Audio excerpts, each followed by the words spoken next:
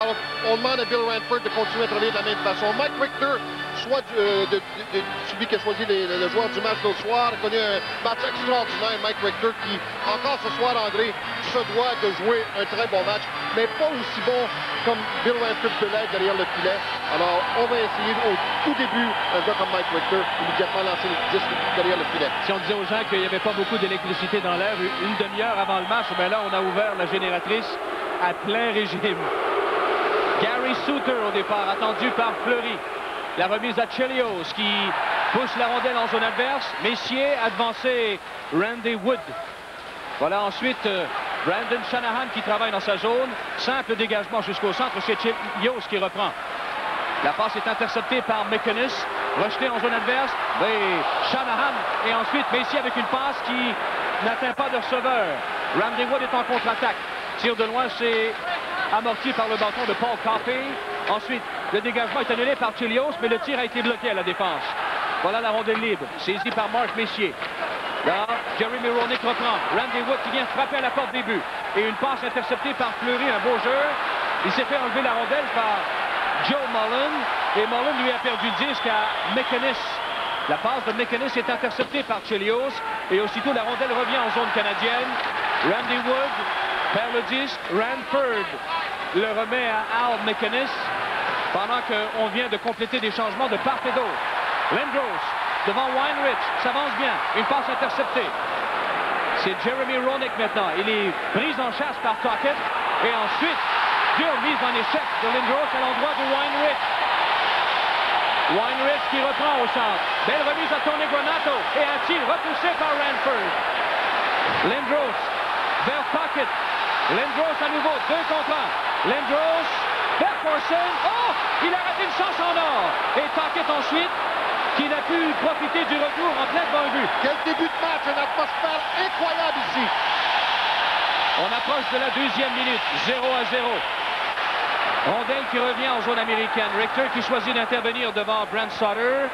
Ça revient au centre encore. Larry Murphy avec une rondelle qui est perdue sur le banc des punitions. Weinrich avait vu venir un peu Eric Lindros. Eric Lindros qui s'était présenté au centre de battement. Mais Lindros, lui, il vient juste de sortir de la zone des États-Unis. On voit ici qu'il avait vu venir un peu. Il était quand même frappé. Lindros, il voit 6 pieds 5. Mais s'il ne l'avait pas vu venir, il aurait pu être drôlement blessé. Ici, Eric Lindros a trop attendu. C'est une passe très vive d'ailleurs, mais il avait le temps de faire son jeu un peu plus tôt. Mais Corson a quand même touché à la rondelle. Oui, mais la passe était un peu trop vive. De toute façon, Jacques, je n'ai jamais vu un jeune homme avec des mises en échec aussi dures. Il y a des colosses dans la Ligue nationale qui sont beaucoup plus âgés que Eric Lindros. Incroyable. Je vous dis, moi, que Lindros, ses mises en échec sont mortelles, absolument dangereuses. André, en faisant une passe un peu plus rapide, Richter ne peut pas aller de l'autre côté au-devant de Corson. Alors, il lui remet le 10 immédiatement. Richter faisait face à Eric Lindros à ce moment-là. 0-0. Bon début de match jusqu'à maintenant. C'est pas La Fontaine, arrêté par Larry Murphy. C'est ce qui permet à Scott Stevens de reprendre le disque. La remise à Mark Messier au centre. 3 contre 3. Messier rejette le disque en zone adverse. Ensuite, une rondelle sautillante.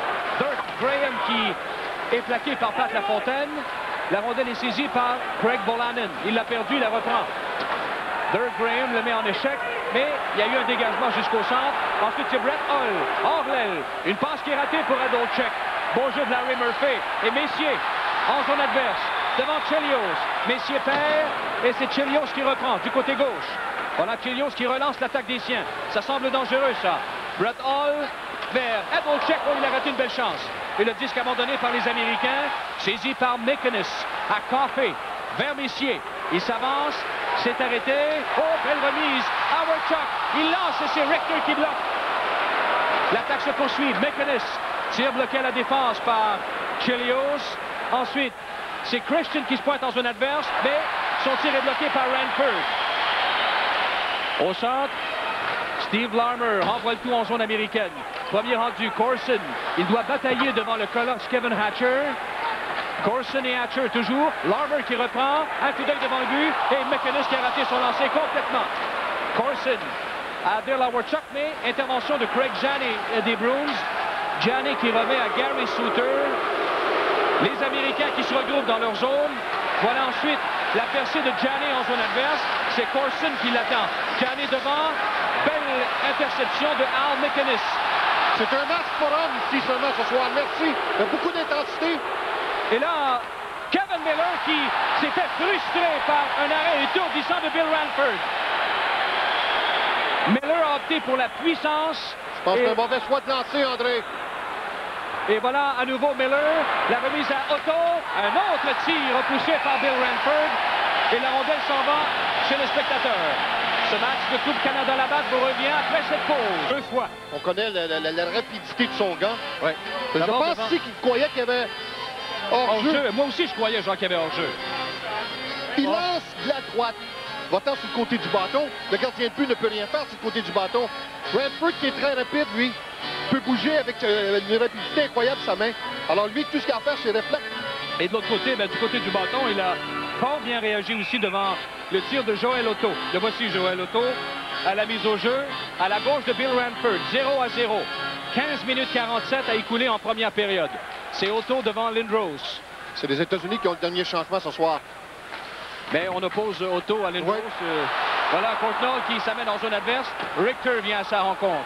Et ensuite, c'est un relais à Doug Brown. Au centre, vers Joël Otto, mais intervention d'Éric Desjardins. Toujours en territoire neutre. Jim Johnson maintenant. Il est devant Desjardins. Prend bien son temps. La passe n'atteint pas Doug Brown. Lindros intervient, lui, en faisant dévier la rondelle. Qui va filer jusqu'à l'autre bout? Ce sera refusé, voilà, quand elle traverse la ligne rouge. André, beaucoup plus d'intensité du côté des Américains en début de match qu'ils l'ont fait l'autre soir au Forum. Tim Turner aussi qui a sûrement parlé à ses joueurs en disant « Les gars, vous avez le choix. Vous jouez 60 minutes la soirée et c'est terminé si vous ne jouez pas à la hauteur de votre talent. Sinon, vous avez la chance de venir pour un autre match. » En direct de Hamilton, c'est Coupe Canada-Labatt.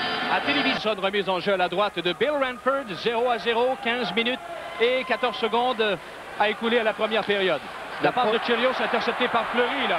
Il n'a pas le choix Messier contre La Fontaine. Fleury qui rejette en zone américaine. Suter bataille devant Messier. C'est le défenseur des Flames qui a le meilleur. La remise un peu plus loin au centre. En fait, c'était pour La Fontaine, mais le relais manquait de précision. C'était mieux La Fontaine contre Messier. Messier est tellement plus costaud, plus fort. Le disque va de Ranford à Scott Stevens, attendu par La Fontaine. Scott Stevens, la remise du côté gauche, interception, Chelios qui bataille devant Scott Stevens. Ensuite, c'est Shanahan qui reprend. Shanahan transporte la rondelle au centre et décoche un tir de loin qui est hors cible à la droite du gardien Richter.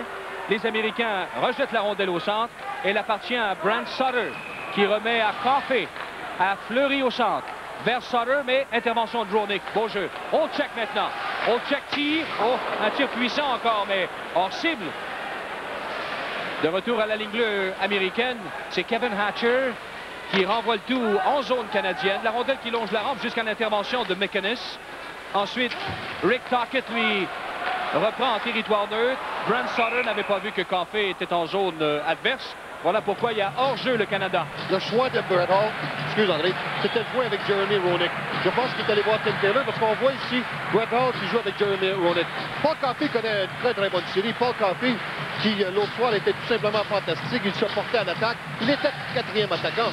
D'ailleurs, il était un des candidats pour le joueur du match. Et c'est sûrement autant défensivement. On a souvent reproché, on l'a dit souvent aussi, que Coffey avait des lacunes en défensive, mais dans ce tournoi, il a été presque impeccable. On est à 6 minutes précisément en première période. Deuxième match de la finale de la Coupe Canada-Labatt 91. Le Canada mène 1-0 et ce soir peut remporter les honneurs du tournoi. Al McInnes, la remise à gauche à Paul Coffey, attendue par Ronick. C'est une remise en territoire américain. La rondelle qui finalement récupérée par Ronick. Courte passe à Modano. Modano, long relais à gauche à Granato. Et son tir a été bloqué par Coffey. Un superbe jeu. La contre-attaque menée par Corson. Il est devant Weinrich. À Brent Sutter. Et le tir qui rate la cible à la gauche de Richter. Et le long retour reviendra tout doucement jusqu'en territoire canadien. Ça permet à Tim Taylor et Mike Keenan d'apporter des changements. Je me demande si Granato n'aurait pas dû lancer. Il a essayé de déjouer. Oui, il y a... Il y avait du monde qui se dirigeait au filet du côté des États-Unis. Oui, il y avait la possibilité d'une passe à Ed Olczyk de l'autre côté aussi. C'était Olczyk, si je ne m'avoue, enfin. Desjardins dans sa zone. Harcelé par Dave Christian. Voilà la passe au centre jusqu'à Steve Larmer. Larmer est arrêté partiellement. Howard Chuck vient lui donner un coup de main, mais il a fait une chute, mise en échec. Et c'est Kevin Miller qui est le coupable. Ce match de Coupe Canada Laval revient dans un instant à Télévision 4 saisons. Alors il y a pénalité. Voyons voir comment ça s'est passé. Johnson qui rudoie un arbitrage. Et ça s'est même continué après la punition à Miller, à côté du gardien de but. Alors, ça n'a pas lâché là, ces deux-là. Ici, je pense, si je regarde la punition, c'est frappé avec la hanche. Je pense que c'est une punition douteuse. Alors, de toute façon, Johnson est là avec Kevin Miller. Et pour le Canada, c'est Luc Robitaille au banc. Les 2 minutes avec Johnson et Robitaille, c'est pas ce qui est arrivé le long de la clôture. Ce qui est arrivé dans le cercle de mise en jeu, juste en face de Mike Richter. Alors, c'est un 4 contre 3, ça? Mike Richter, André, se doit de jouer comme Mike Richter a fait l'autre soir. Tu l'as mentionné à plusieurs reprises, il a été sensationnel. Mais dans ce tournoi, on parle souvent de Bill Ranford. Il a été choisi 3 fois le joueur du match. On voit comment il est rapide, comment il est dans le match. Une chose, on a mentionné Brett Hall avant le match, qui doit jouer à la hauteur de Brett Hall. Il y en a un bonhomme qui est moins fait. C'est les 13 défenseurs utilisés par les 2 équipes ce soir. C'est lui qui est le plus gros moins. 24 buts l'an passé. Lui se doit de jouer du meilleur hockey. Et je pense qu'il joue mieux ce soir, c'est Kevin Hatcher, André. C'est un joueur vedette. Il doit jouer à la hauteur de son talent. Il ne l'a pas fait à date. Utiliser son physique aussi. Et c'est exactement, André, dans les coins de patinoire. Et surtout, des bonhommes comme Lindros, il est aussi costaud et aussi grand que Lindros. Alors, c'est ces bonhommes-là qui doivent affronter un gars comme Lindros et Mark Messier dans les coins de patinoire. Alors, Keenan et Taylor ont désigné leurs hommes. Il y a Steve Larmer, Al McInnes.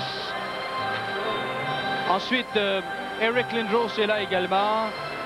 Il y a Dale Hawerchuk qui s'amène. Coffey est là. On va jouer à 5 contre 4. Gary Suter, Joel Otto.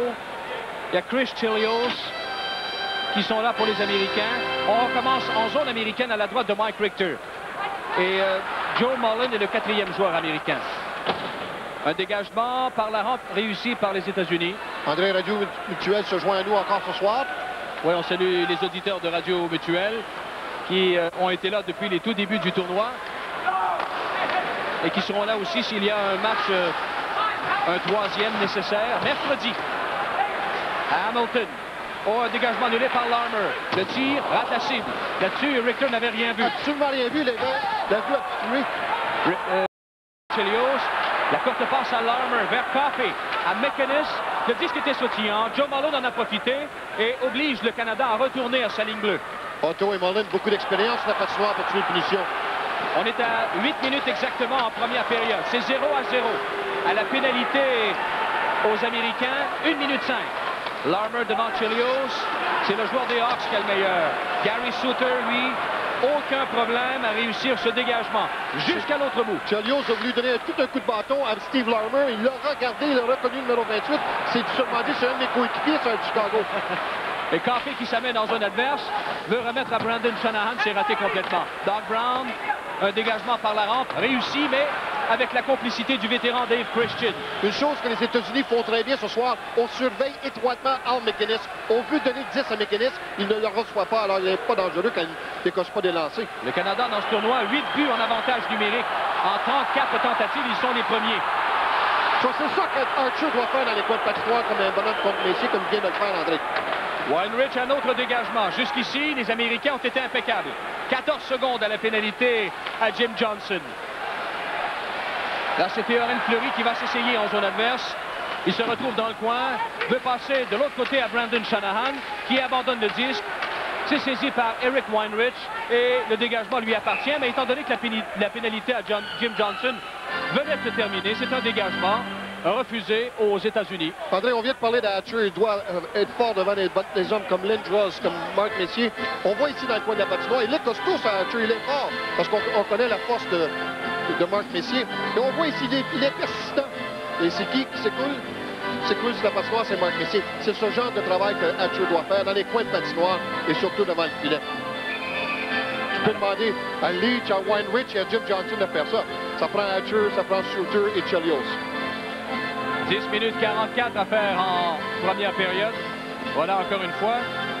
Ça, c'est des deux coéquipiers de rappel. Est-ce que c'était le 28 ou je pense que c'était le Larmer ou peut-être je sais que c'était Lindros. Ça s'est passé tellement rapidement. En territoire des Américains. Se sont chamaillés le soir au Forum Lindros et Chelios. Tocchet et Wolanin. Un peu plus loin, c'est Johnson qui s'amène. Mais Tocchet reprend. Perd la rondelle. Corson vers Brent Sutter. Il est plaqué par Wolanin. Ensuite, Corson reprend. C'est Johnson qui s'occupe de lui. Toujours à 4 dans le coin, finalement, Stewart a décidé, lui, de mettre un terme à tout ça. L'immobilisation, le gel de la rondelle entre les patins et un commencement de dispute. L'importance d'intensité dans les coins de patinoire, on en a parlé. L'autre soir, le Canada sortait comme il voulait. Ils allaient cueillir le 10 dans le coin de la patinoire, faisaient ce qu'ils voulaient devant le but. Maintenant, ils s'en prennent un gros bonhomme, un bonhomme comme Shane Corson. Coupe Canada là-bas, on revient après cette pause.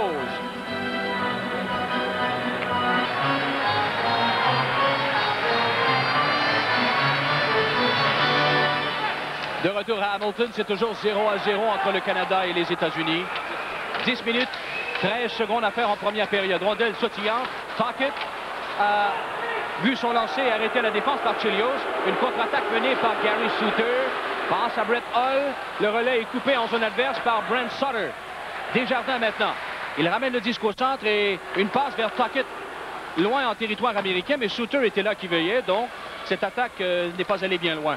Un qui joue toute une première période, c'est Chris Chelios. Il se doit de jouer de cette façon-là, Chelios. Olczyk passe en plein devant le but. Ça a été coupé par Scott Stevens. Là, c'est Rick Tocchet avec une belle percée en territoire des Américains. Il est pourchassé par Brett Hull qui abandonne la lutte. Ensuite, Brett Sutter devant. Tocchet reprend. On a fait faire une chute à Scott Stevens. Je pense que c'est Ed Olczyk. En direct de Hamilton, c'est Coupe Canada Labatt à télévision 4 saisons. Alors, pour avoir accroché, Ed Olczyk est chassé à 10 minutes 32 secondes. Scott Stevens s'était bien présenté ici, dans l'enclave. Et au moment où le 10 va quitter pris par un des joueurs des États-Unis, Ed Olczyk prend une mauvaise position. Je ne sais pas ce qui se passe avec Luc Robitaille. C'est peut-être du fait de ne pas avoir joué tellement souvent. Mais ce soir, il s'en prend à Jim Johnson. Il s'en prend avec Olczyk. Il veut s'en prendre à tout le monde. Et en début de match, on le joue un peu plus souvent avec Robitaille. Akinen a désigné Dale Hawerchuk. Il est au centre de Fleury et Steve Larmer. Bien sûr, les joueurs de pointe sont Coffey et Al McInnes. Devant Joel Otto, Joe Mullen, Kevin Hatcher et Eric Weinrich. Il y a Fleury là, qui s'installe à la ligne bleue, loin. Weinrich qui doit rester là, lui aussi. Dale Hawerchuk du côté droit. Son tir est bloqué par Richter. Kevin Hatcher, dégagement par la rampe. C'est annulé par Coffey, mais il a perdu le disque à Joel Otto. La passe à Joe Mullen. Hors-jeu. L'hôtel à Toronto ce matin avec tous ses bagages, mais on savait qu'il ne quittait pas pour sa résidence à Los Angeles en Californie, mais bien pour Hamilton. On veut qu'il joue 3 matchs de suite parce qu'on a vendu des billets pour Wayne Gretzky. Puis il dit, je suis blessé. Ah, ça, il n'y a aucun doute là-dessus. Gretzky ne sera pas là pour le reste du tournoi s'il y a un 3e match nécessaire. Avantage numérique, le Canada, je vous le rappelle. Dirk Graham est là. Il est du côté gauche, attendu par Johnson. La remise dans le coin, c'est à Courtnall. Courtnall cherche un coéquipier de l'œil. Finalement, redonne le disque à Graham. À Courtnall. Oh, il a perdu la passe. Christian en profite, évidemment. Il ramène le disque en zone du Canada. La passe est pour Doug Brown, qui perd à Al McInnes. C'est très bon travail de Wolanin à l'endroit d'Eric Lindros devant le filet. Courtnall, au devant Johnson. Et ensuite, c'était Chelios, pardon. Et Chelios, qui a eu le meilleur, décide de pousser la rondelle à l'autre bout. Plus que 35 secondes à la pénalité à Ed Olczyk. Chelios joue son meilleur hockey, André, quand il est agressif. Et ce soir, il est très agressif. C'est Marc Messier maintenant. En zone adverse, il a voulu donner le disque à Robitaille, mais hors-jeu le Canada. 27 secondes à la pénalité. 7 minutes 55 à la première période. C'est 0-0. Ce sera une remise en jeu en territoire neutre. Quand je parlais de Wolanin avec Lindros devant le filet, Lindros se devait de travailler devant le filet. Et Wolanin, qui est costaud, pas aussi costaud que Lindros, mais quand même il fait 6 pieds 3, 220 livres. Et 2 coéquipiers qui ne savent pas trop parce que Wolanin a dit quelque chose et que petite flotte sur l'endroit de Lindros qui devrait venir jouer avec les Nordiques de Québec. Ce ne sont pas encore des coéquipiers, Jacques. moi, j'ai dit à mon ami Jean Perron qu'il va être coéquipier le 2 octobre. C'est gageux, Jean et moi. Dégagement réussi par les Américains. Plus que 19 secondes avant le retour de Hadlchek. 7 minutes 44 à faire à la première période. 0-0. Voilà Brandon Shanahan devant Gary Suter. Passe en retrait. C'est finalement saisi par Murphy. Murphy dans le coin pour Shanahan. Messier reprend. Messier tout près de la rampe. Il attend bien. Patiente. Il n'y a pas beaucoup d'ouverture. Tout le monde est surveillé. Il donne le disque à Murphy. Le tir est bloqué. Et ensuite, c'est Steve Smith qui a raté une belle occasion. Je pense qu'il a touché l'extérieur du but. Joe Mullen ici a failli se faire prendre parce qu'il doit aller immédiatement couvrir l'autre point de l'autre côté. Parce que Steve Smith, lui, décoche un lancer habituellement très bas. Et on voit que Joe Mullen donne trop de place à... Ici, Joe Mullen ne doit pas s'occuper du bonhomme qui arrive vers le filet. Il doit aller enlever le lancer, au moins se rendre à moitié chemin. Et là, Keenan qui revient tout de suite, rappelle Steve Smith et Murphy. Ce que Steve Smith, André, excuse, je t'interromps, aurait dû faire, c'est de s'avancer encore un peu plus. Mullen lui donnait l'opportunité de s'avancer. Et le bonhomme qui essayait de remettre le disque va se présenter devant le filet. Possibilité de lancer dévié. Alors, c'est Desjardins maintenant qui est là avec Scott Stevens. André, est-ce que tu trouves les États-Unis beaucoup plus agressifs dans leur façon de jouer ce soir? Absolument. Oui. Beaucoup plus d'intensité, tu l'as dit. Et au niveau des coins de patinoire, ben, c'est une nette amélioration. On est en train d'expliquer, je suis persuadé qu'on dit à Otto et à Joe, il faut que tu surveilles les points d'appui. Un tir repoussé par Richter, ça provenait du bâton de Rick Tocchet. On joue à force égale. 0-0. Weinrich passe par la rampe à Tony Granato qui fait dévier à la faveur de Kevin Hatcher qui s'amène en attaque. Hatcher devant Desjardins. Desjardins s'est interposé avec le bâton et la rondelle est perdue dans la foule chez les spectateurs. Ici, on voit que le joueur Scott Stevens veut s'en prendre, si je ne m'abuse, à Weinrich. Ce soir, c'est le 7e match de la Coupe Stanley. Tu amènes la Coupe Stanley chez toi, ou si jamais mieux, c'est Canada, États-Unis. Ça n'a pas tellement d'importance, semble-t-il, aux États-Unis, mais les joueurs ont pris cette forme d'intensité ce soir. D'ailleurs, je discutais ce soir avec Mario Tremblay, et une chose qu'on soulignait, Courtland n'a pas tellement bien joué depuis un petit bout de temps. Courtland, c'est le bonhomme qui peut donner de la rapidité, qui peut te donner, en tout cas, pour tuer les punitions, qui peut te donner beaucoup plus qu'il t'en donne. Alors, c'est important d'avoir un Ross Courtland ce soir qui joue avec l'intensité. Et Courtland, lui, avec sa rapidité, étant donné que les défenseurs américains ne sont pas tellement mobiles. Chelios l'est, mais on peut déjouer un Wolanin, on peut déjouer un Hatcher. Oui, mais comme Messier l'a dit, Jacques, hier, et on l'a vu dans les journaux aujourd'hui, pour pallier à l'absence de Wayne Gretzky, il faut que chacun donne un petit peu plus, que chaque joueur dans l'équipe donne un petit peu plus. Tu as absolument raison. Ça comprend Courtland. C'est Weinrich qui a touché l'extérieur du but. Messier ensuite qui est venu frapper rondement Christian. Steve Smith reprend dans sa zone. Il ramène le disque au centre d'abord et le rejette profondément en territoire des Américains. Richter intervient. C'est Fleury qui est frappé par Weinrich. Dans le coin, Gianni bataille devant un rival qui est Messier. Hatcher. La passe à Miller au centre. Miller rejette dans le coin gauche. 6 minutes 30 secondes à faire en première période, 0-0. Jusqu'à maintenant, un excellent duel. Excellent jeu d'Éric Desjardins dans le coin de la patinoire ici. Marc Messier en attaque. Il est déjà en territoire des Américains. Et court!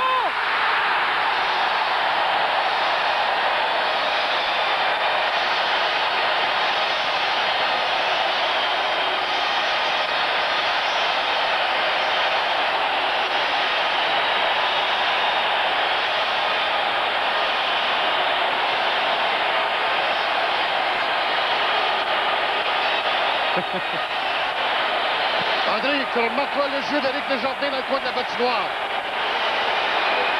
On ne voit pas ici Messier qui décoche le lancer sans avertissement.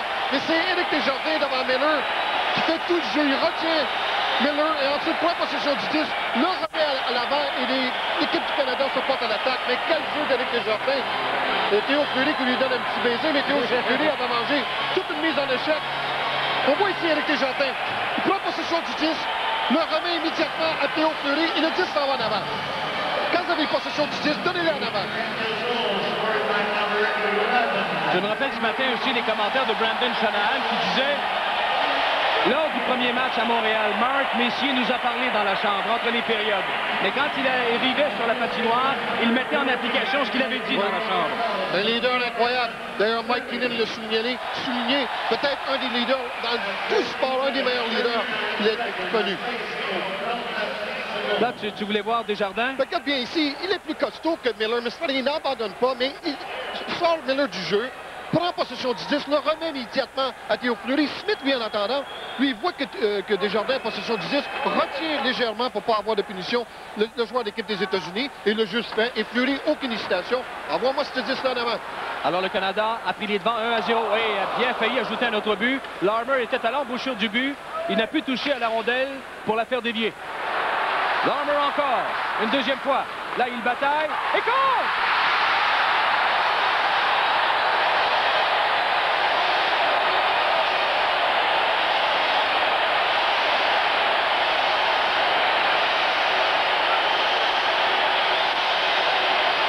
André, je pense que c'est une des rares bévues de Richter, mais je pense qu'il pensait peut-être que Chelios avait complètement neutralisé Larmer, mais on voit ici...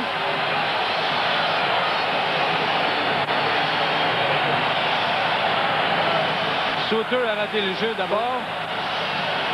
Mais c'est un lancer à ras la glace. Hein. C'est un lancer décevant, tiens.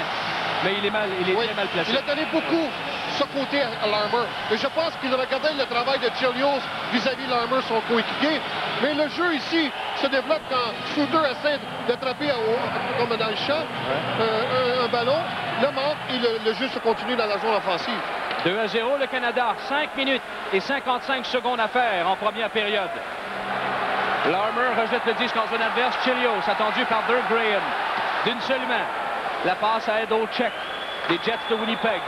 Une passe qui est ratée pour Brett Hull. Et pour moi, en début de match, quand tu parlais à Brett Hull, pour moi, tu n'as pas parlé assez fort ce soir. Non. La Fontaine maintenant qui se pointe en zone adverse. Devant Al McInnes. La Fontaine travaille d'une main. La Fontaine, il y aura pénalité. À retardement au Canada. Suter à Kevin Hatcher. Oh, il a raté son lancer complètement. Il reprend. Brett Hull a feinté de lancer. Il a perdu le disque. Et voilà la pénalité qui est confirmée. Ce match de Coupe Canada-Labatt vous revient immédiatement après cette pause. 5e but de Steve Larmer, donc. André, même s'il travaille à droite, Richter doit se rappeler que Larmer lance la gauche. Alors, tu ne peux te permettre de lui donner, surtout sur le côté du bâton, autant d'ouverture. S'il lance de la droite, c'est sûr et certain qu'il a moins de filet, mais en se retournant en lançant de la gauche, il voit complètement l'ouverture et c'est le but. À 14 minutes 40 pour avoir retenu, c'est Brent Sutter. Un premier avantage numérique pour les États-Unis et Tim Taylor. Au niveau du jeu de puissance, les Américains pendant le tournoi, 7 buts en 37 tentatives. Ils sont deuxièmes à ce chapitre. Suter est là avec Mike Modano, Brett Hull, Chris Chelios et Jeremy Roenick. Et Mike Keenan a désigné Marc Messier, Éric Desjardins, Théorène Fleury et Steve Smith. C'est un moment important pour les Américains, là. Ils se doivent absolument de marquer au moins un but avant la fin de la première période. Et Suter n'est pas à l'aise ce soir, hein, on se sent. Ne passera pas l'histoire que celui qui va compter un but, c'est celui qui a blessé Gretzky. 4 minutes 35 à faire. En première période, le Canada mène 2-0, mais...